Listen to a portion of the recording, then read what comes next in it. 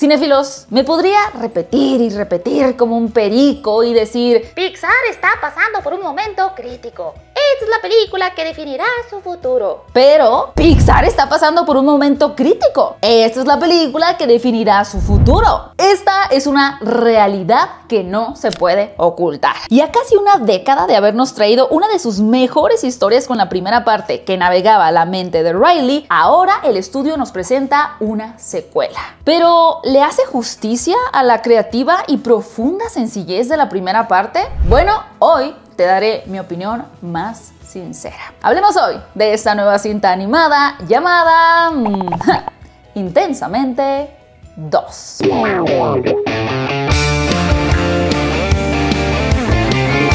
Cinéfilos, bienvenidos a Fuera de Foco. Yo soy Gaby Mesa con Z. Muchas gracias por acompañarme en la opinión de quizá una de las películas más esperadas de este 2024. La verdad es que me interesa mucho saber tu opinión con respecto a esta secuela, sobre todo si fuiste muy fanático o si conectaste en un nivel sorprendente con la primera parte. ¿Qué piensas de esta secuela? ¿Te gustó de igual forma o realmente crees que se queda corta con respecto a su antecesora? O bueno, tal vez para ti incluso la supera. Así que cualquiera que sea tu opinión más sincera, por favor déjala aquí abajo en los comentarios que como siempre los estaré leyendo. Nuestra querida Riley ya no es una niña. Ahora acaba de entrar en la pubertad y con ello llegaron nuevas emociones a su mente. Así que ahora alegría, tristeza, furia, asco y miedo tendrán que compartir o bueno, intentar compartir el centro de control con ansiedad, vergüenza, envidia, aburrimiento, entre otras nuevas emociones. Y verás, algo que ha caracterizado a las buenas secuelas de Pixar es que han sabido crecer con su audiencia. De hecho, este meme lo explica bastante bien. Podemos decir que en algunas producciones Pixar ha sido consciente de que si eras un niño cuando viste Monsters Inc. 1, para la secuela 12 años más tarde ya eras un adolescente o un joven. Es por eso que Monsters University abordaba una temática que podía interesarle a quienes vieron la versión original. Lo mismo que con Toy Story, que tuvo un cierre sumamente emotivo con su tercera entrega, en donde se hablaba sobre el crecimiento, los cambios y el cierre de ciclos. Hablando de la trilogía, vamos a hacer como que no estaba la cuarta parte, que me gusta la cuarta parte, pero bueno, saben a qué me refiero. Y lo mismo sucede aquí, no solamente porque Riley ahora es más grande, sino porque al tratarse de una historia sobre la mente, el estudio no ignora una de las emociones más comunes e invasivas de nuestros tiempos. Por supuesto, me refiero a la ansiedad. De tal forma que evidentemente no dudaron un segundo en convertirla en la nueva protagonista, porque sabrían que tanto pubertos como adolescentes, jóvenes, adultos e incluso ancianos se podrían identificar con ella. Ay, la verdad debo de confesar que me encanta cuando tengo muchas cosas que decir sobre una película, que es este caso, tanto virtudes como aspectos que no me terminan de convencer. Pero quiero comenzar reconociendo lo bien que retrataron la ansiedad. Y miren, debo de confesarles una cosa. La verdad es que yo tenía un poco de miedo de cómo iban a retratarla, porque es una realidad que con memes como, ya saben, el perrito Shems, a quien todo le da ansiedad, esta emoción no solamente se ha popularizado en redes sociales, sino que incluso se ha llegado a romantizar junto con otras condiciones como la depresión. Pero como una persona que ha sido diagnosticada con trastorno de ansiedad generalizada, y estoy seguro que hay muchos de ustedes también que estaban o espero que no, pero estarán pasando por algo similar, saben que esta situación no tiene absolutamente nada de divertido. Así que a nivel personal me interesaba muchísimo el descubrir cómo Pixar iba a retratarla. Y la verdad, hicieron un gran trabajo. Ansiedad logra destacarse como esta nueva emoción gracias a las características que la construyen y definen con precisión y claridad. Desde el diseño, que logra transmitir esta emoción perfectamente, pasando por su personalidad, actitud y sobre todo sus tareas. Y es que recordemos que una de las cosas que más caracterizaron a la primera parte de Intensamente era el poder conceptualizar y dramatizar términos bastante complejos de la mente y las emociones a una manera interesante, creativa e incluso sencilla. Básicamente el saber transformar un concepto complejo o complicado en algo sencillo de presentarle al espectador. Y en esa línea, la construcción de Ansiedad tiene éxito en explicar qué es, cómo actúa y los efectos que tiene sobre la mente y el cuerpo.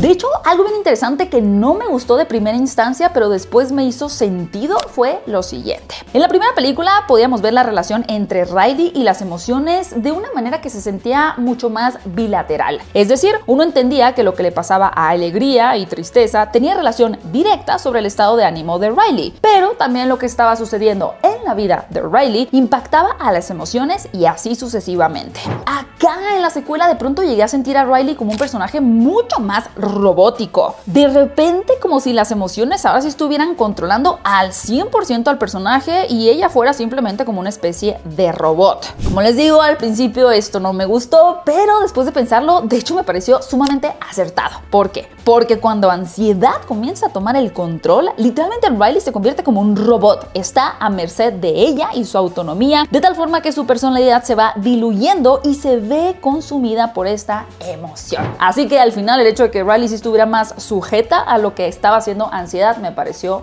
brillante. Lo que no sentí tan brillante, lamentablemente, fue el tratamiento del resto de las emociones. Y es que personajes como vergüenza, envidia o aburrimiento se sienten altamente desaprovechadas. Su diseño es bueno, también su personalidad, pero realmente intervienen y se involucran poco con la trama.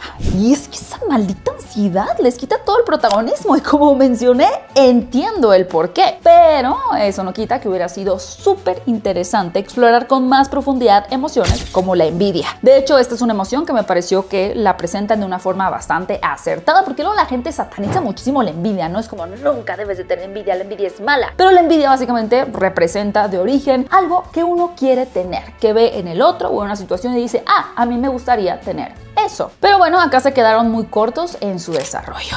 Por otro lado, el personaje de aburrimiento está casi de adorno cuando realmente tenía muchísimo potencial. Vergüenza podría quizá decir que es quien se involucra un poco mejor y es más destacada, y nostalgia es hermosa, pero con poca presencia. Por otro lado, la primera película fue sumamente completa en su exploración de la mente. Conceptos como el tren de pensamiento, los sueños, las islas de la personalidad, el pensamiento abstracto, la memoria, la imaginación, entre muchas otras cosas más, fueron exploradas con muchísima creatividad y precisión. Mientras que en esta secuela se quedan cortos en este terreno. Sí, hay nuevos conceptos que son sumamente interesantes, como el sistema de creencias, que me pareció muy bien conceptualizado, pero a diferencia de la cinta original, en esta ocasión la mente no se sintió como este universo lleno de rincones por explorar. Y a nivel personal, pues sí me hubiera gustado ver cómo conceptualizaban otros conceptos, como no sé, por ejemplo, la intuición, pensamientos intrusivos, la rumiación, el cinismo, la ambigüedad, la atención selectiva, la sugestión, más sobre el inconsciente, yo qué sé. Hay un montón de opciones, por lo tanto sí sentí que acá se quedaron un poco cortos en esa exploración. Ahora, tomando en cuenta que esta secuela sí va dirigida a un público un poco más grande, la película se da permiso de ser un poco más ácida, de tal forma que tenemos una comedia un poco más sarcástica, que a nivel personal creo que funciona muy bien y me gustó mucho. Pero si bien tenemos esos tonos más sarcásticos y podríamos decir incluso adultos, en lo que tiene que ver con la pubertad y lo que se pudo explorar en torno a este tema, una vez más siento que se quedaron cortos en la exploración. Como dije anteriormente, hay emociones y conceptos que no se terminan de desarrollar o de explorar, y esto afecta en el potencial que tenían de hablar sobre la pubertad y los cambios hormonales. Ahora, esto no sé si tiene que ver con que el estudio ya había sacado hace 2 años una película llamada Turning Red, que además abordó este tema de forma magistral, y quizá dijeron, bueno, es que esto ya realmente lo tratamos, ya hay toda una película al respecto, vayámonos por otro lado. Es una posibilidad. O quizás simplemente dijeron, bueno, en esta secuela, aunque se aborde la pubertad, prefiero que nos enfoquemos en otra cosa. Sin embargo, honestamente, para mí, en lo que tiene que ver con la etapa que está atravesando Riley, creo que la película de Turning Red lo hizo mucho mejor en su tratamiento de la pubertad. La verdad, me parece una lástima que esa película se haya perdido para mucha gente entre el catálogo de Disney Plus, al no haber tenido un estreno en cines, sino hasta mucho tiempo después. Así que si tú no has tenido o no te has dado la oportunidad de ver esta película, realmente te lo recomiendo. Y finalmente, a diferencia de la primera entrega, esta segunda me pareció más predecible. A ver, Quizá muchas personas desde que vieron la primera cinta dijeron como, pues sí, obvio, la tristeza es importante y no es la villana, no hay nada nuevo. Necesitamos sentirla y es sano. Pero la realidad es que para la mayoría de las personas esto no necesariamente nos era obvio. Y el cómo Alegría se convierte de alguna manera en la antagonista hacia el final fue algo sumamente impactante y conmovedor. Aquí, sinceramente, ya uno puede predecir cuál va a ser la conclusión de la película. Así que Intensamente 2 no ofrece una sabiduría tan profunda como su antecesora. Aunque eso no significa que esta no sea una película que una vez más logra tocar fibras sensibles, que sabe presentar conceptos complejos de una forma sumamente sencilla y sobre todo que nos invita a ver hacia adentro, hacia nuestra mente y nuestras propias emociones. Una vez más, este estudio nos ayuda a ser un poco más conscientes de cómo trabaja nuestro maravilloso cerebro y qué implicaciones tiene en nuestro actuar día a día, desde las acciones más pequeñas hasta las decisiones más grandes. Y particularmente con esta secuela, a tener una mejor visibilidad de cómo vamos formando y forjando el concepto de quiénes somos. Yo por eso a esta película le doy 3 estrellas y media de 5. Muy bien, cinéfilos, es momento de que ustedes me digan qué tal les pareció Intensamente 2. ¿Para ustedes resulta incluso superior que su antecesora? ¿Les encantó el personaje de ansiedad, de vergüenza, de envidia, etcétera? ¿O realmente llevan mucho más tatuada en el corazón y en la mente la primera parte de esta cinta animada? Cualquiera que sea su opinión más sincera, por favor déjenmela aquí abajo en los comentarios. Y también recuerden que subí al canal un video analizando la situación actual de Pixar, los cambios que están atravesando y las nuevas estrategias extrañas que están proponiendo este estudio de animación. Te invito a que lo veas, realmente creo que quedó bastante interesante. Muchas gracias por ver este video, no olvides suscribirte al canal si es que aún no lo has hecho y recuerda que puedes encontrarme en mis redes sociales como @GabyMesa8. Mi nombre es Gaby Mesa con Z. Adiós.